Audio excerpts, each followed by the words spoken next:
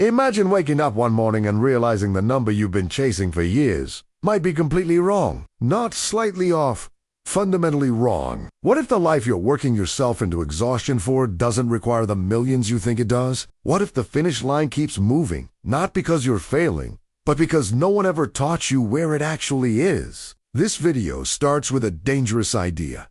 Most people are chasing wealth without defining what wealth really means. We're taught that more money always equals a better life. Bigger number, bigger freedom, bigger happiness. But almost no one stops to ask a simple question. At what point does more money stop changing your actual day-to-day life? Not your ego, not your status. Your real Tuesday afternoon. The uncomfortable truth is that past a certain level, money stops buying new experiences and starts buying smaller variations of the same ones.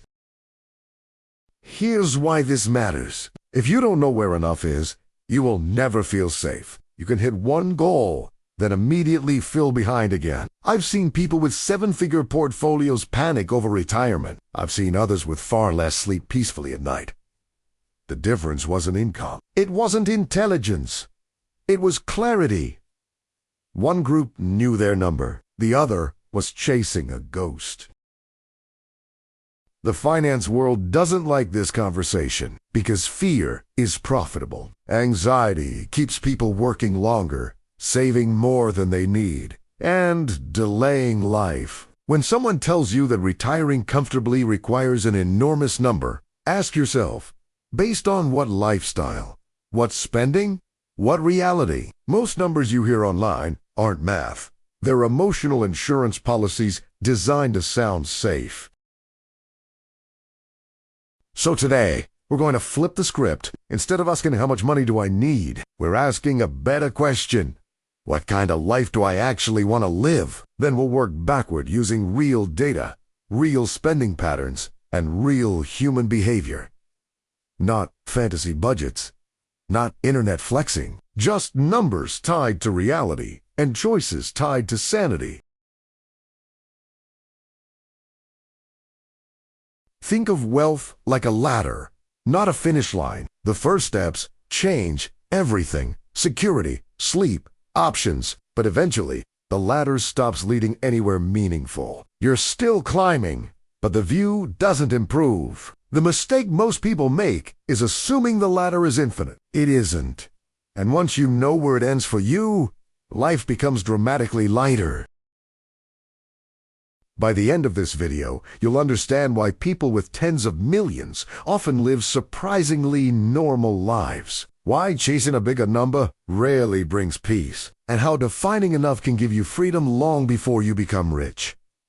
This isn't about lowering ambition. It's about aiming at the right target instead of shooting blindly forever. Let's talk about the ladder more concretely. The first rung is survival. When you have almost no savings, every bill feels like a threat. One broken appliance can derail your entire month. You don't plan long-term because you can't afford to. Your brain is stuck in defense mode, constantly scanning for danger instead of opportunity. This stage isn't about comfort. It's about avoiding collapse. The next rung changes everything. This is the point where emergencies stop feeling fatal. You have savings, you can absorb a hit without panic. You'll sleep better. You argue less. You stop making decisions out of desperation. This level doesn't look impressive from the outside, but internally, it's life-altering. Most people underestimate how powerful basic financial stability really is. As you climb higher, money starts buying options instead of relief. You think about buying a home, changing careers, starting a business. You're no longer reacting. You're choosing. But here's the surprise. This phase arrives far earlier than people expect. You don't need extreme wealth to feel secure. You need margin. And margin arrives long before millions do. Now, here's where the ladder gets strange. Once people pass a certain level, the emotional payoff flattens. Yes, the numbers grow. Yes, The accounts look bigger, but daily life stops changing in meaningful ways. You still wake up, eat breakfast, work, rest. The upgrades become smaller and more cosmetic. The ladder continues upward, but it stops leading somewhere new. This isn't theory. It's visible in real spending data. When researchers look at households with several million in net worth, their expenses don't explode. They rise modestly, then stabilize. The difference between 5 million and 50 million isn't 10 times the lifestyle. It's slightly better seats, slightly nicer homes, slightly fewer worries, not a different universe. Yet most people assume wealth scales linearly. They believe 10 times the money means 10 times the happiness. That belief keeps them climbing long after the view has stopped improving. They don't stop to ask whether the next rung actually changes anything they care about or just adds another zero to feel safe.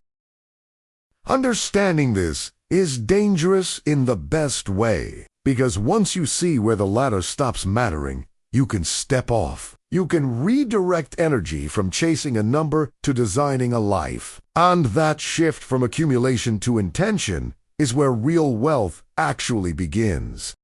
So let's talk numbers. Real ones, not fantasy wealth, not billionaire headlines, but the level where life genuinely changes. For most people in developed countries, that number isn't extreme. Studies and financial data consistently point to a range where stress drops sharply, freedom increases, and daily decisions stop revolving around money. And surprisingly, it's far lower than most expect. Around $4 to $5 million in net worth is where the biggest shift happens. This level conservative investments can generate enough income to cover a comfortable lifestyle without touching the principal. Housing, healthcare, food, travel, all handled. Not luxury everywhere wealth, but calm, durable security. The kind that doesn't require constant attention. Beyond that point, the curve flattens fast. Going from 5 to 8 million adds flexibility, better locations, more privacy, fewer compromises. But it doesn't multiply happiness. It refines. Life becomes smoother, not radically different. The returns are real, but they're incremental, not transformational. And this is where many people get trapped. They keep pushing for enough plus more, even though enough already solved the problems they were trying to escape. The chase continues out of habit, fear, or identity, not necessity. Money becomes a scoreboard instead of a tool. What's rarely discussed is the hidden cost of pushing far past this point. More complexity, more responsibility, more mental load, more things to manage and protect. For some people, that trade-off is worth it. For many others, it quietly erodes the very freedom they were chasing. Real wealth isn't about reaching the top of the ladder. It's about knowing when the ladder has done its job. When money stops solving new problems, the goal should change. From accumulation to alignment. From growth to control. If you understand this, you're not just building wealth, you're designing a life.